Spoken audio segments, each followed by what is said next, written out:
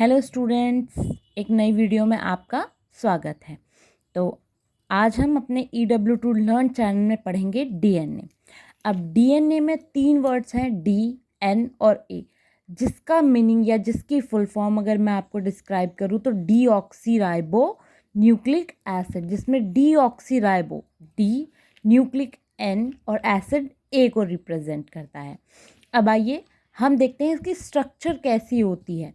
DNA is a double standard helix, यानी कि जो इसके ये वाले पार्ट्स होते हैं, यानी कि एक अगर मैं आपको बोलूँ एक रस्सी की तरह जो ऐंठन बोली जाती है, अगर वो इस फॉर्म में है यानी कि वो सिंगल हेलिक्स है। और जब ये हेलिक्स उसके डबल स्टैंडर्ड में कन्वर्जन होता है या फिर अगर डबल स्टैंडर्ड में है तो वो आपका डीएनए यानी कि डी राइबोऑक्सिक न्यूक्लिक एसिड जो आपका होता है वो कहलाता है। अब आपका जो डीएनए मैंने बताया कि डबल स्टैंडर्ड हेलिक्स है, तो उसमें जो आपके ये बीच के जो आप इन्हें बोल सकते हैं स्टेयर्स या फिर बीच के जो बॉन्ड्स हैं, ये आपके बेस पेयर कहलाते हैं। और जो ये आउटर स्ट्रक्चर है ये हमारी शुगर फॉस्फेट बैकबोन्स कहलाती हैं।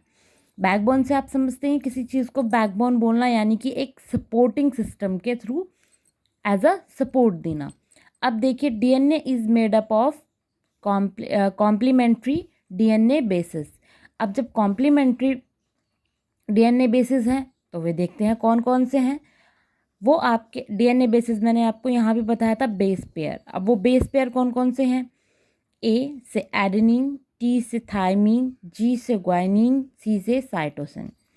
अब आ जाइए इनकी पेयरिंग किस तरीके से होती है। अब पता चल गया 4 हैं। अब ये भी पता चल गया कि डीएनए में भी प्रेजेंट है, हमारे बेस पेयर हैं, तो किस तरीके से एक दूसरे के साथ जुड़ते हैं। अब ऐसा तो नहीं है कि चारों के चारों एक साथ जुड़ जाएंगे, नहीं, सिर्फ 2 की ही पेयरिंग एक दूसरे के साथ होती है। जैसे अगर मैं पेयर बताऊं तो ए से मैंने एडेनिन बताया था, टी से थायमीन, जी से ग्वाइनिन, सी से साइटोसिन।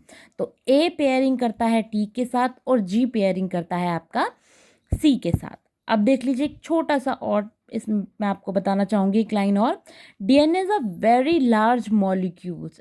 जो डीएनए वो एक बहुत ही लार्ज मॉलिक्यूल है जो किससे बना होता है? Made up of smaller units.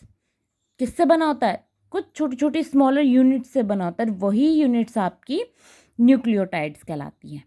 ठीक है, तो ये है एक छोटा सा इंट्रोडक्शन आपका डीएनए पर। Thank you students.